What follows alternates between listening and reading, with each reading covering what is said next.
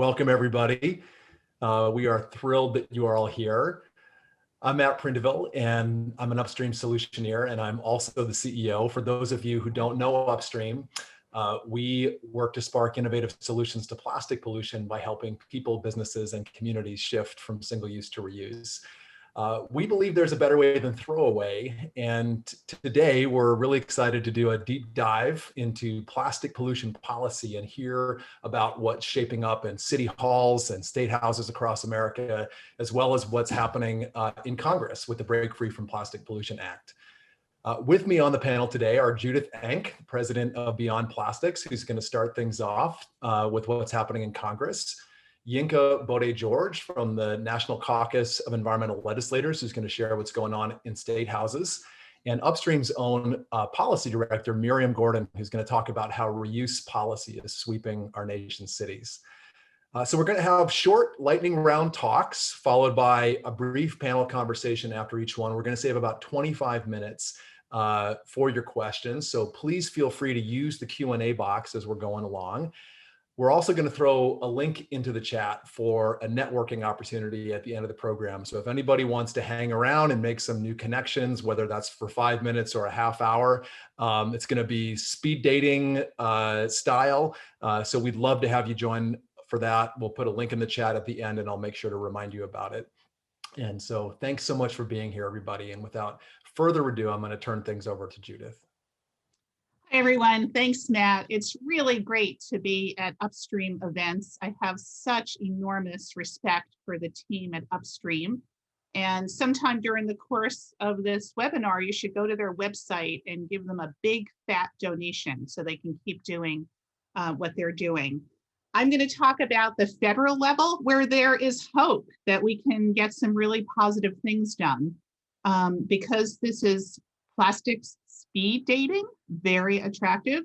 I'm not going to have time, but I want to direct you to two really great reports. They're both on the Beyond Plastics websites and others. One is Plastic Free President, a nice little to-do list for President Biden and Vice President Harris. And then a few weeks ago, we put out a great report on congressional stimulus funding, what should be in stimulus bills and what should not be in stimulus bills in terms of preventing plastic pollution. But I want to spend most of my time talking about the historic federal bill, the Break Free from Plastic Pollution Act, which was first introduced just about a year ago. I remember being in Washington, D.C. and having the privilege of emceeing the news conference when the bill was announced. It was a very exciting day. I remember I actually went to the hairdresser and got my hair blown out. I only do that like every 5 years. Instead, I've got this rocking headphone hairpiece thing going on, my pandemic no haircut look. But it was a really exciting day where environmental leaders gathered with the two sponsors, Representative Lowenthal of California. And also I want to really pay tribute to former Senator Udall, who has since retired from the Senate, but it was his vision and his staff's hard work that really got this kicked into high gear. This year, the bill will be reintroduced in March sometime. And breaking news, the new Senate sponsor is Senator Jeff Merkley of Oregon. The bill does 10 major things, and let me just go through them. First, it requires producers of all packaging to take financial responsibility to collect and recycle their waste, and hopefully to also source reduce their waste. We're waiting on amendments on that. You in the biz know the phrase extended producer responsibility, or EPR. So this requires EPR and basically kicks a lot of the important decisions over to the Biden EPA to figure out. Secondly, the bill requires a federal container deposit law, or bottle bill, which is in effect in 9 states. But because of ferocious opposition from various special interest groups, we've never gotten traction on a national bottle bill. Hopefully that changes this year. The third provision of the bill is it phases out the most problematic plastic packaging. or bans them eventually. Things like expanded polystyrene, plastic stirrers, plastic utensils, plastic straws only upon request. Fourth, there will be a fee on paper bags at checkout, and it bans single-use plastic bags. And in New York, for instance, where we've banned plastic bags, New Yorkers use 22 billion plastic bags a year. So getting rid of the use of single-use plastic bags of all kind, even thicker plastic bags, is very, very important. Fifth, the bill requires minimum recycled content. So, putting your material in the recycling bin doesn't work unless companies use the secondary material and avoid virgin products. So that's a key provision. There's language standardizing recycling and composting. And then little known but important is there will be a study on plastic tobacco filters in electronic cigarettes. If you walk around any city street or park, you see these plastic electronic cigarette cartridges littered everywhere, along with filters of cigarettes that have little bits of plastic in it, and also a study on fishing gear. Eighth, preventing plastic waste from being shipped to developing countries that cannot manage it. You should go to the website, The Story of Stuff, and sign up to show the amazing movie called The Story of Plastic, which talks about how plastic waste from the US and Europe are shipped to other countries. Importantly, this bill does not preempt state laws on plastic reduction. And finally, and perhaps most importantly, this bill puts a temporary pause on new plastic manufacturing facilities. If you don't know what ethylene cracker facilities are, Google that. These are super emitters of carbon pollution and air toxics, almost always cited in low-income communities and communities of color. Big environmental justice issue. So that's the federal bill. There is time for you to contact your own members of Congress and your 2 US senators and ask them to co-sponsor the bill. Lots of good information on this bill on the Beyond Plastics website. Thank you. Thank you so much, Judith. So we're going to turn things over to the panel right now. I'm going to have Yinka ask our first question. Hi, everyone. So Judith, for you, I would love to hear what key principles you think legislators should employ for EPR packaging bills. We're seeing a lot of movement, particularly at the state level, and I'll talk about that in a second, but I'd love to hear from you. What are some key principles? Thanks, Yinka. I strongly support extended producer responsibility laws, and I equally support making sure that they're drafted the right way so they achieve the goals that we're after. I think some key principles are there should not be a bias toward plastic packaging, and a number of the bills measure packaging by weight. So for instance, you're gonna see a lot of lightweighting because plastic is lighter. Secondly, it's absolutely crucial that there be a waste reduction requirement either in the bill or next to the bill to promote reuse and refilling. There has to be real accountability with the producer responsibility organizations. We need checks and balances to make sure that they're achieving the goals of the law. We also want to make sure that there's toxics reduction requirements in the bill, because while I love recycling, you don't want to have a circle of poison where you're recycling toxic materials. I also think that commercial waste should be included in the program, not just residential. In New York City, for instance, half of the waste stream is commercial. And these bills absolutely need to prohibit chemical recycling and other incineration technologies like pyrolysis, gasification, waste to fuel, plasma arc. Trying to destroy plastics after the fact is not recycling. I have a whole bunch of other suggestions, but in the spirit of conserving time, Those are my major concerns, and I'll post that on the Beyond Plastics website if people want to read our letter on the proposed New York bill. Thanks so much, Judith. Miriam, do you have a question? And then Judith, I'm going to ask you for a quick answer to Miriam's question, and then we're going to pivot over to Yinka. So Judith, the landscape for this legislation has really changed with the change of administration. And I know we've talked about it, the prospects for it being enacted are much higher. There's so much interest. So if it is enacted, what do you think will be most transformational about this legislation? I think a national bottle bill would be transformational. I consider bottle bills the best example of extended producer responsibility, and that material is source separated, so it actually gets recycled. And for states that don't have bottle bills and don't have mandatory recycling, it gets people in the habit of recycling, and it reduces litter. I am really excited about anything that reduces litter. So I it's like picking your favorite child. I love so many of the provisions, but I guess my favorite baby is the bottle bill. That's great. Thank you, Judith, and thanks for that nice, tight, concise answer. So just as a reminder to our guests, you're welcome to use the Q&A function as we're going along. We'll be curating those questions, and we'll be moving to your questions fairly soon. So without further ado, I'm going to also introduce Yinka Bode-George from the National Caucus of Environmental Legislators to talk about what's happening in state houses across the country. Hi, everyone. It's great to be here. Yes, I'm Yinka. I'm the Environmental Health Manager for NCEL.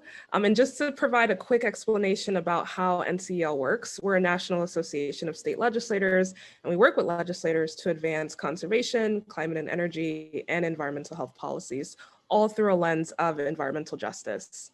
And we believe that state legislatures are critical to advance environmental policy because there's so much movement for bills at the state level. And they actually often spotlight opportunities for federal level action.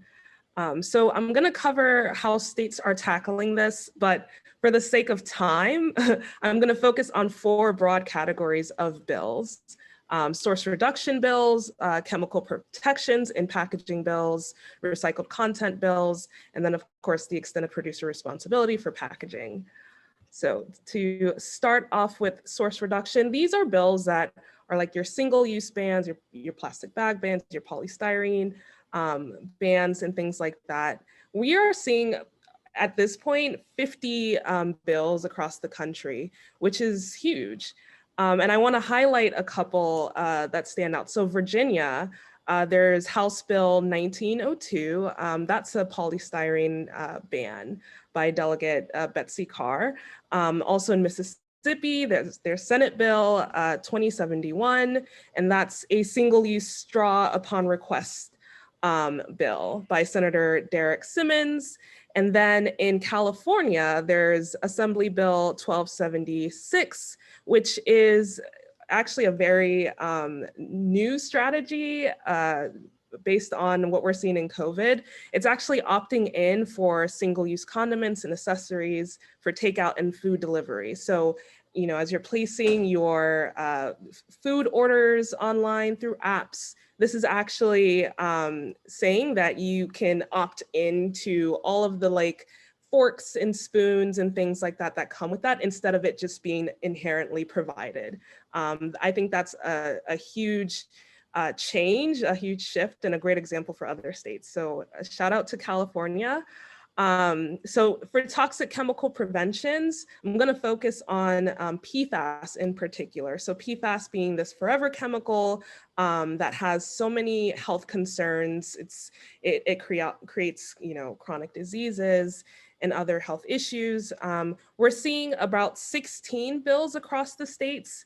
And just to highlight a few, New Hampshire has Senate Bill 146 by Senator David Waters, which is banning PFAS in food packaging. In Iowa, there's a Senate Bill 19 by Senator Joe Bolcom, which does a similar thing. And then in Minnesota, There's a House Bill 79 that's also tackling the PFAS in packaging issue.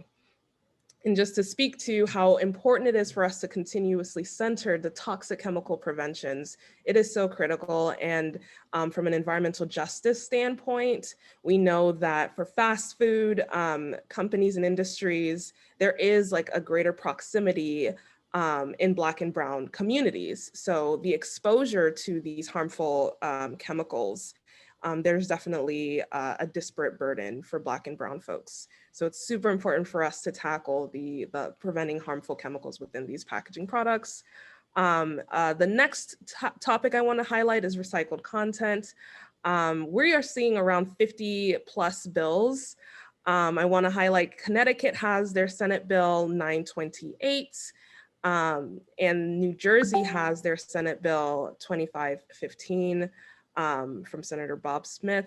These are tackling recycled content, as Judith mentioned earlier. And then finally, with extended producer responsibility, there's a whole host of EPR types of bills, but I want to focus on the packaging bills because we've seen a tremendous amount of them being introduced this session, in particular across states, about 9 by my count, which is a historic number. So Oregon has their House Bill 2592 by Representative Janine Solomon. Hawaii has their House Bill 1316 by Representative Nicole Lowen. And then in Maryland, there is House Bill 36 by Delegate Brooke Learman. And yes, there's, as Judith mentioned, there's a lot of parameters around EPR for packaging. And I think it's important for us to recognize that all of these types of bills work together to comprehensively tackle this issue. It's so important for legislators and also just the general public to understand that you need the source reduction in addition to the recycling. All of it works together comprehensively. So I will stop there, but you know, there's so much movement happening at the state level. It's really an exciting time to shift away from single use.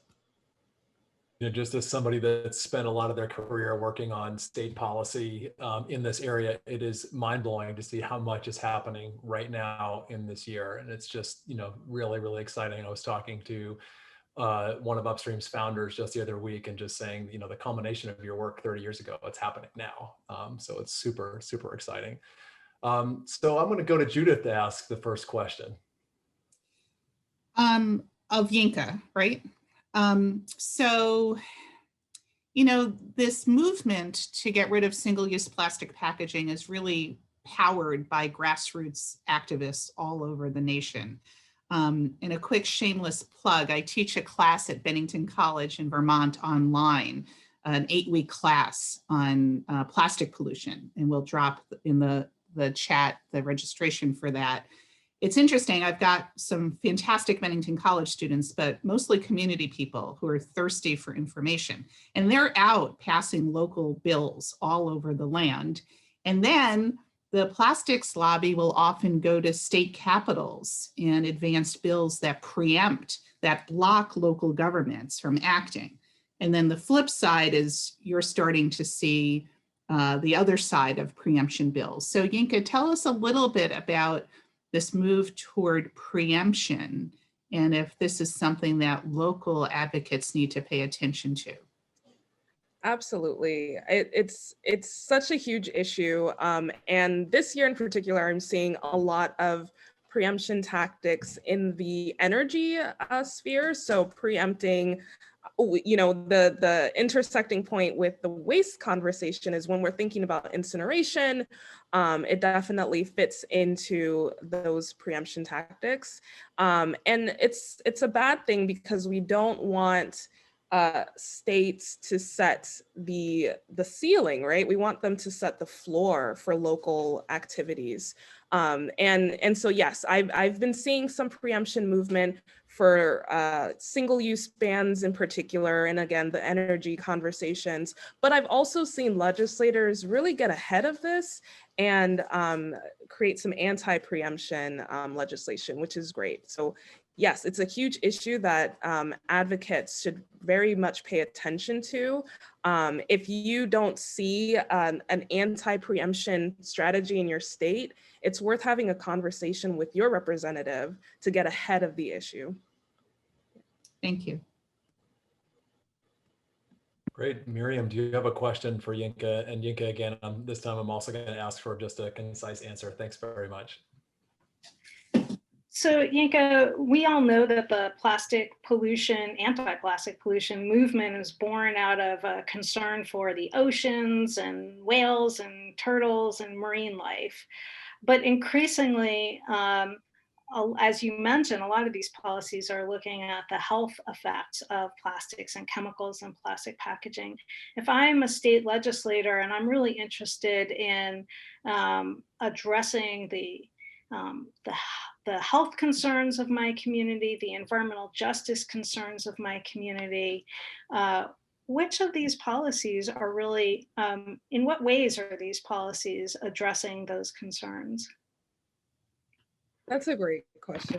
So, you know, when we think about, I think you're right. So historically, the conversation around these issues, and I apologize in advance, Matt, this may not be a quick answer, but historically, the conversations around these issues have been on, you know, preserving natural spaces. And we are seeing a greater awareness of the ways that, you know, incineration creates air pollution, which triggers asthma and all of these health impacts, right? And even when we think about litter, there is so much to be said about illegal dumping that may occur in communities.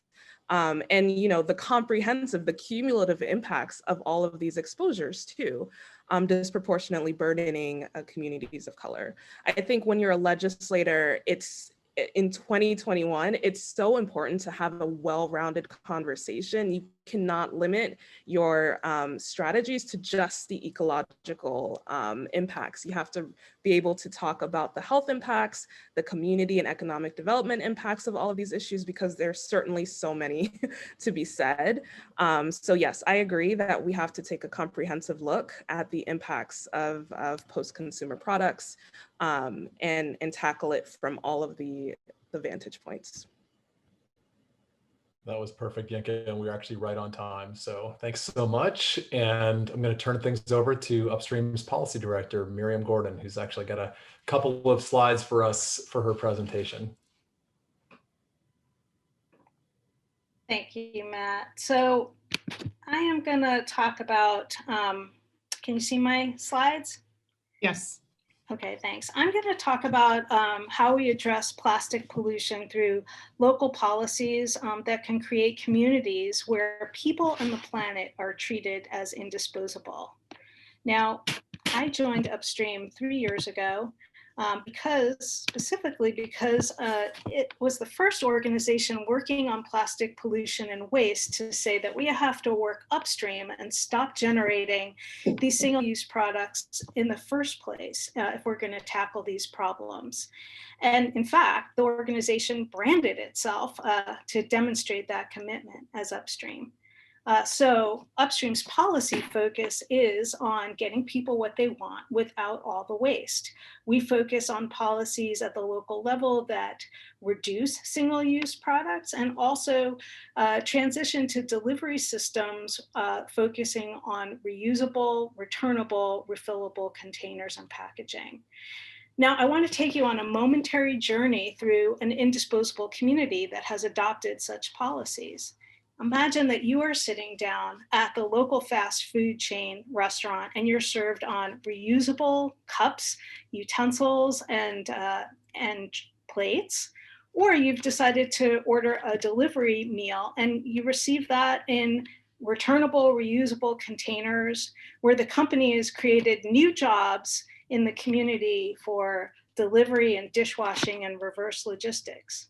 Or you've run out of your laundry detergent or your favorite shampoo or peanut butter, and you go to the grocery store and you can get those items in returnable, refillable containers, or an electric tricycle is wandering around your community and you can get your laundry detergent refilled at this tricycle kiosk.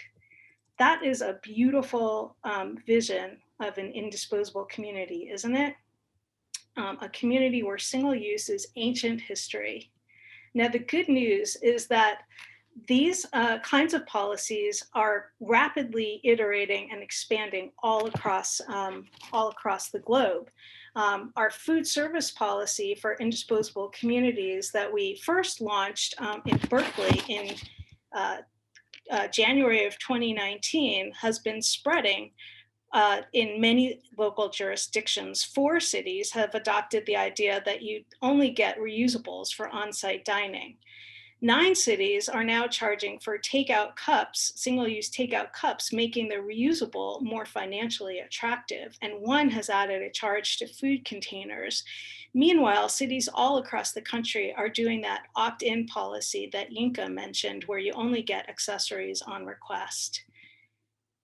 All told, the population of people that are touched by these reuse policies for in local ordinances is over 2 million people, and we just started this work in early 2019. And in the midst of COVID, it's pretty amazing. Now, legislation had been introduced for 2020 that would have added 9.5 million people to that number. And those policies, while on hold, are still teed up and likely to be enacted soon.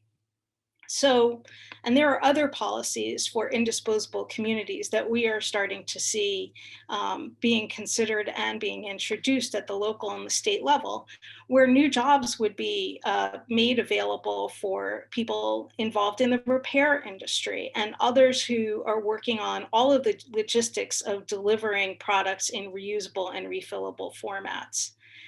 It's really exciting. Now, this local approach was born out of the idea that we can grow a grassroots movement by starting at the local level. The first example that taught us this was the plastic bag ban and fee ordinances, these ordinances that started in California, actually in my hometown in San Francisco, and grew to a global movement where now 2/3 of the population of the planet lives in a place where single-use plastic bags are prohibited and it's driving reuse. And so taking a cue from that experience, Upstream decided that we were going to grow the reuse movement with a local policy strategy of leading, seeding, and feeding these kinds of groundbreaking, culture-changing policies, where we would lead local reuse coalitions where we have staff and capacity, and we are growing there. Seed reuse coalitions to be run by our allies and partners, and feed the movement through national networks and launching national policy campaigns. And I'm just so happy to say that the number of people that are already impacted by reuse policies of these type since just starting in 2019 is over 5 million. And if the Break Free from Plastic Act is enacted and the reuse provisions that we are lobbying for are added to them, we'll be well over 700 million people impacted by reuse policies. And this momentum is gaining dramatically also as we see big brands jumping into the reuse transition. So it's very exciting. I'm going to stop sharing and hope you guys give me some great questions. Thanks so much, Miriam. That was great. Yinka, do you want to ask the first question? Sure. So Miriam, there's so much to be said about local organizing. I would love to hear from you. What sort of opportunities do you think local action presents uniquely that differs from state and federal policy action? Well, you know, I think that at the local level, people can be much more innovative and braver. So my experience from, and maybe this is changing with a change in administration, but historically for the last 2 decades, we couldn't get anything groundbreaking done at the federal level. I see Judith nodding her head. And And state policy, I mean, we tried to pass the plastic bag ban in California for like 6 years before we went to the local approach, because we just, it was just like too much for state legislators to wrap their mind around, even in progressive California. And you had such well-funded lobbyists in opposition at the state level. It's the local legislators who are getting pressure from their local communities to really change, to change things. And they are actually braver. And there's frankly less opposition at the local level from the big industries. So there's true opportunity to iterate at the local level with the power of the grassroots community pressure and willing champions in local legislatures. So even though I see the landscape changing, where now we're able to do things at the state and the federal level, I still think it's the progressive local communities that are doing the innovative stuff and feeding these ideas up to state and federal legislators.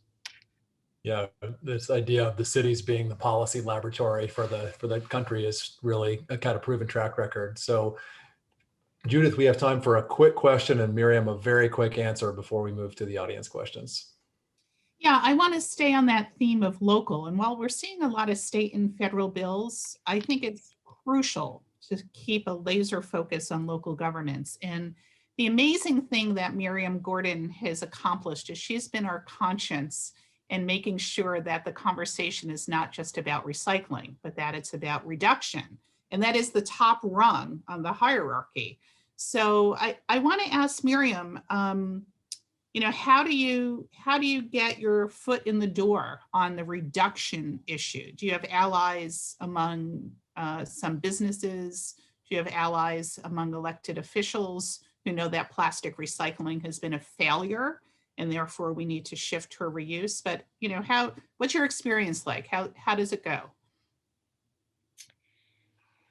It goes where, on the one hand, we have been able to demonstrate that reuse and source reduction saves businesses money. And that's been a crucial thing. That was crucial in enacting the first ordinance, the Berkeley ordinance. We didn't have the Chamber of Commerce was in support.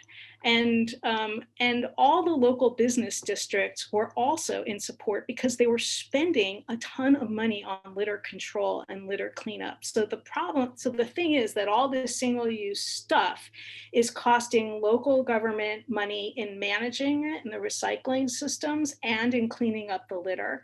It's also costing businesses a lot of money. So the cost factor is one thing. And the other is that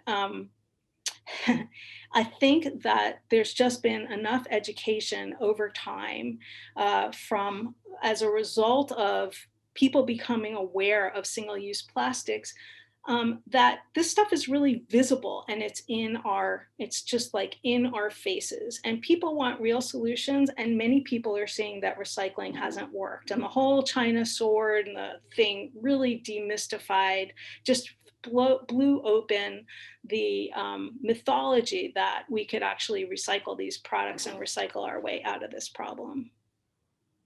Miriam, and thanks to Judith for reminding our audience and myself of Miriam being the conscience for this. I remember 10, 12 years ago when I first started working with Miriam, and she said, Matt, if we pass all these EPR laws, but we're just more efficiently collecting and managing way too much stuff, we won't have done that much for the planet. And that stuck with me and changed the way that I think about these issues. So I want to thank you. But I just have to interject for a second here. I know there's a time factor, but I just have to say that Judith was my first boss. She gave me my first job in the environmental field. She taught me how to lobby, and I really got a lot of my instincts about pollution prevention and how we deal with all this stuff.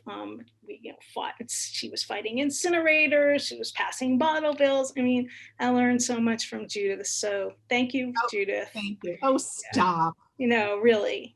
Thanks, Miriam. It's amazing.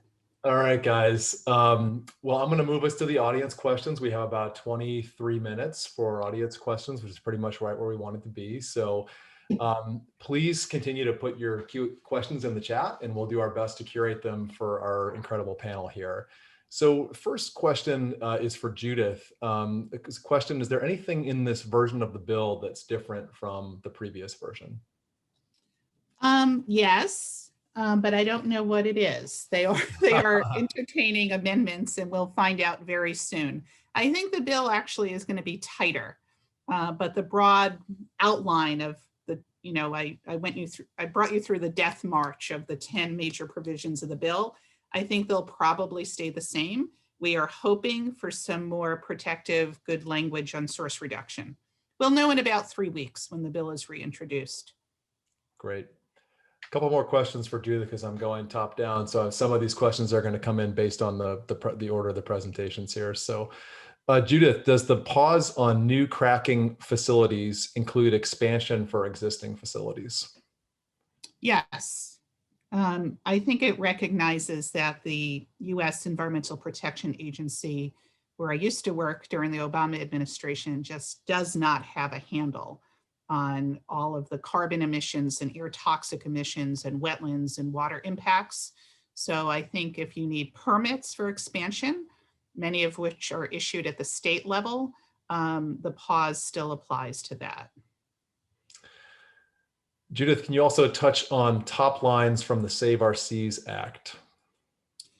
The Save Our Seas bill is so weak. It basically sets up a public-private task force to look at the issues with unlimited amounts of private money that can come in. It calls for a couple studies. I'm sorry, can you talk about the origins of the Save Our Seas Act first so that kind of give folks some context here? Yeah, the Save Our Seas bill, there was the first bill, then 2.0, and it was promoted by the plastics industry and an unnamed environmental group. Because I'm in a good mood today, I won't mention them. And, in fairness to them, they were trying to get something done during the Trump administration, which was hard. But in reality, the Save Our Seas bill is very, very weak and is not a substitute for real action like the Break Free from Plastic Pollution Act. The thing I want to point out is we have to focus on source reduction and viable recycling and composting efforts. Because I do support recycling for paper, metal, glass, cardboard, etc. It's just that plastics recycling has been a failure. And the reason I feel so strongly about this and why there's so much at stake is this is fundamentally about sustainability. The United States has 4% of the world's population, yet we consume 17% of the world's energy, 24% of the world's natural resources, and not surprisingly, we create 12% of the world's solid waste. If we don't get these laws done right, so they're not just half measures or quarter measures, we're not going to change those numbers. And we have to, mostly from a health and environmental justice perspective. Thank you, Judith. Who were some of the interest groups that were previously opposed to a federal level plastics bill, and how can those interests potentially be brought on board? A good plastics bill, like Break Free from Plastic Pollution Act. The entire plastic supply chain is opposed. And remember, there's a reduction in demand for fossil fuel for energy generation and transportation. So plastic production is the plan B for the fossil fuel industry. So all the little mom and pop companies are opposed: ExxonMobil, Shell, American Chemistry Council. And I don't know how you get them on board because they are placing a pretty big bet on more single-use plastics as saving the fossil fuel industry. And if I could just add to that, that's a really good point, but where are they going to put that plastic? What are the main markets? And the industry is targeting food packaging. So if you are going to the grocery store and you're seeing more and more of the products that used to be packaged in paper or aluminum or other materials, and you're noticing that they are now in plastic and like squeezy squeezy packs and little plastic pouches.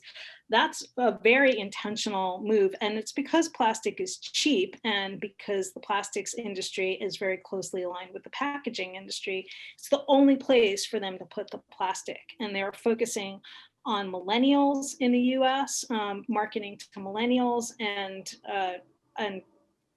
all across the globe, marketing to in different ways to different consumer groups. So lots of questions on the federal policy piece. I'm going to move us to some state policy questions, and we'll just kind of jump around, and then we'll get some local policy questions in as well. Question for Judith question for Yinka, is chemical recycling explicitly being called out in any of the state policy proposals? So this is a great one. I think, so chemical recycling is a topic I've been seeing a lot of this year, in good ways and bad ways. The good ways are legislators attempting to prevent chemical recycling. And then I'm seeing a lot of like chemical recycling study bills and things like that for folks who may eventually want chemical recycling. It's definitely an environmental health concern. Of course, you can imagine the pollution associated with it. But yes, I'm seeing movement around that topic too, in good and bad ways. It's a really interesting question here. I'm curious to hear the panelists' thoughts. This is for the entire panel, on how to prevent plastic waste that would have formerly been shipped to less developed countries and/or China from ending up in disadvantaged communities and/or lower socioeconomic level communities or communities of color. Basically, is there language built into the existing bills, national or state or local, to address environmental justice as it relates to plastic waste? Well, I think the Break Free from Plastic Pollution Act really tries to turn off the tap of plastic production. And that's the single most important thing we need to do. I mean, I used to live in Brooklyn, and a lot of low-income neighborhoods don't get the Department of Sanitation breezing through as often as the more affluent neighborhoods. So there's plastic pollution and plastic litter and other litter in these communities. I think maybe what the questioner is getting at is, if you're not exporting the problem to Asia and Africa, which is currently happening, are we going to see more plastic burned at garbage incinerators at places like the Ironbound neighborhood in Newark? And I think the answer is probably yes. The sad reality, and why so many of us work tirelessly on this issue, is if you don't reduce or effectively recycle or effectively compost, and by the way, there's no such thing as compostable plastics, then you've got more volume going to incinerators and landfills, and they're almost always sited in low-income communities of color. So that is a risk, but I think, shipping it to Africa is not a good option either. So we need to turn off the tap. So I've got a question for Miriam here from Kat Wilson. I love the idea of indisposable communities, but how will we address future pandemics and concern of viral spread? I still cannot use my own grocery bags at the local grocery store. I would imagine reusable cups, utensils, et cetera, would pose the same threat in the future.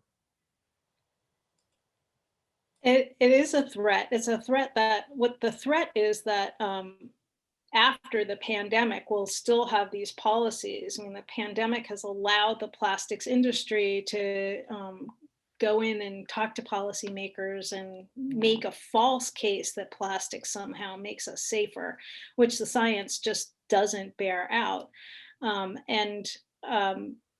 In fact, we had, the idea that the virus is transmitted from a surface, that you can touch a surface and get the virus, was roundly dismissed in a recent announcement by the CDC, the FDA, and the USDA, saying that food and food packaging is not the way that the virus is transmitted, nor, and for that matter, reusable bags and anything reusable or personal containers. This is just not the way that the virus is transmitted. It's transmitted from aerosolized droplets coming from your nose or mouth. But the perception that plastic makes us safer is still out there and has caused many policymakers and also health departments to put out policies that make reusables not viable during the pandemic. So many people across our networks are working to push back on this idea. We've had over 130, no, I think it's 230 scientists and health advisors sign on to a statement that reusables are not a risk. And so I think it is our work in every community that where this exists, that we need to push back against this idea that reusables are unsafe. And you can go to Upstream's website. We have in our resources section, pages and pages of resources and talking points and fact sheets that you can take to your local policymakers. I would say that many of these policies that prohibit reusables have been reversed, but there's still a lot more work to do. Thanks, Miriam. Question from our friend Rich Grousset, and I think this is a question for Yinka. Is there any legislation looking to prevent the next PFAS before it hits the market instead of reactively targeting one specific chemical formulation at a time? And for those of folks that don't know what PFAS is, it's the Teflon-like grease-resistant coatings that are often used in compostable and a number of different types of food packaging and beverage packaging. So this is a great question. I think there is more consciousness growing about chemical classes. So instead of trying to ban one chemical at a time, banning the whole class of chemicals. So PFAS having, variations to it, but still belonging to a class of the overarching sort of PFAS type of chemical structure. I think more folks are realizing we can't just one by one attempt to ban things. We have to look at this issue holistically. And I think that's a great strategy because there are more sorts of PFAS. There are, even if we think about pesticides, it's not a productive conversation to come back to a legislator every year and say, hey, can we ban this new pesticide? Can we ban this new PFAS? We should just attempt to do classes. So that's a great question. Another question for Miriam. There's a number of questions coming in about reuse and refill for beverage containers. So I'll just do this one. So can we suggest a standardization of bottles which can be washed at a MRF or by a new business and then returned to a producer or retailer? Some other questions about, do some of the existing EPR bills or the federal legislation, does that incentivize refill and not just deposits for recycling? I'm going to let Judith talk about the federal legislation. I don't think there's any refill in there, but you can correct me. But in California, we have introduced the first piece of legislation that will make it so refillables can play in the space of a bottle deposit, bottle return program, so that it would make it so that the glass bottles aren't crushed as all the bottles currently in the program are. They're crushed to be then transferred for recycling. And so this legislation prevents the crushing and also would allow that the deposit to be attached to the bottles so that the refills can play in that space. I'm really excited about this and I hope we get it passed this year and that we can move this to all the deposit the states that the very few states, I think it's 10 or 11 states that actually have bottle deposit programs. But in those states that don't have them, we really do need to enact policies that bring back what we once had, which was an entire economy, entire local economies based on refilling beverage containers. So yeah, let's do it. I forgot all the rest of the question. I'm sorry. Well, you were so excited to talk about refillables, you just lost your mind. I did. Because I'm excited now too. The Oregon bottle bill has the best provision to promote refillables. I mean, the shorthand is the milkman who used to, or milkwoman who used to come to your house and take away your refillable milk bottles. I mean, I think that's really the exciting direction, and we need incentives for that. The reverse vending machines for bottleable states that, you know, you put your empty containers in, they can handle refillables. They have a soft landing for the refillable containers. And so the technology is there. What's missing and what we need the states to do is to partner with private companies to build commercial washing operations, because you have to wash it at high water temperature many times. I've been talking to some private sector people, and the missing piece is you always need the deposit on the container, and you need close by access to commercial refill washing operations. And right. You know, if I was a smart investor, which I am not, I'm just a policy wonk, I would really start looking at those innovation opportunities. They create local jobs, they keep a lot of material out of local landfills.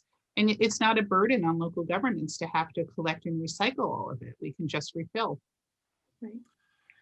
So another question for Yinka from Jenny Kedward. Have we seen any movement on undoing preemptive state laws, the bans on the bans? And also, is that ramping up? Are we seeing more attempts for state legislation that's being introduced by you know, maybe the plastics industry to prevent local communities from enacting their own ordinances on plastics?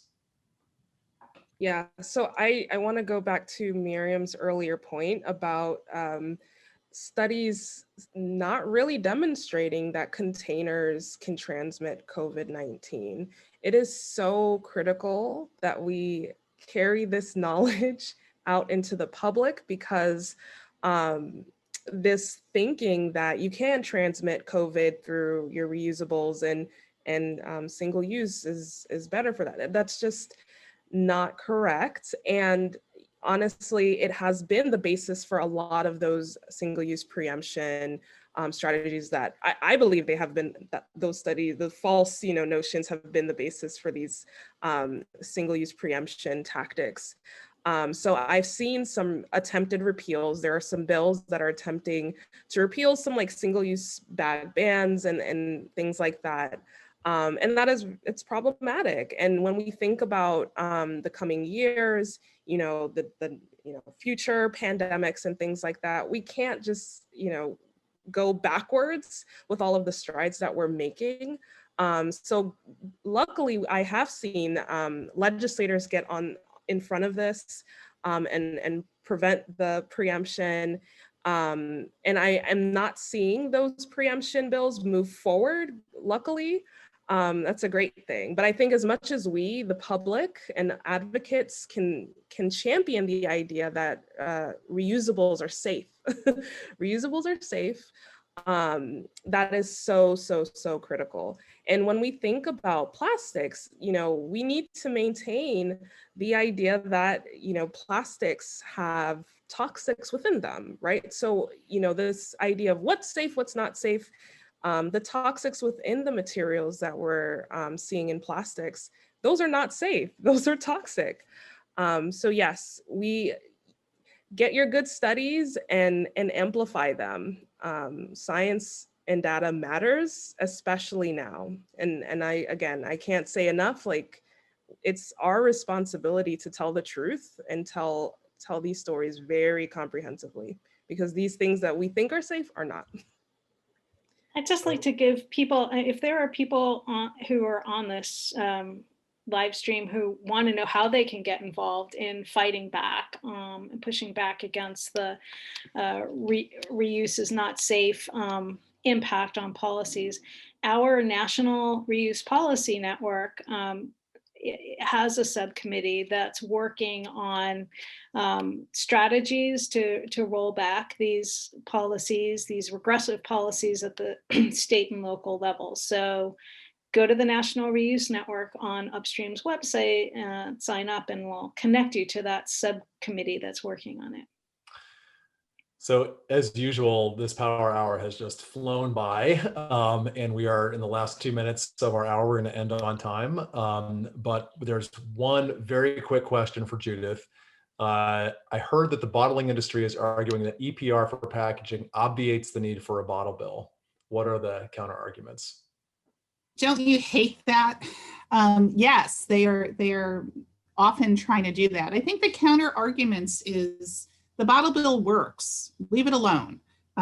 There is the bill in New York State to promote extended producer responsibility, which of course I support the goal, but have serious concerns about the details. It needs some substantial amendments, but it very wisely leaves the bottle bill out of EPR.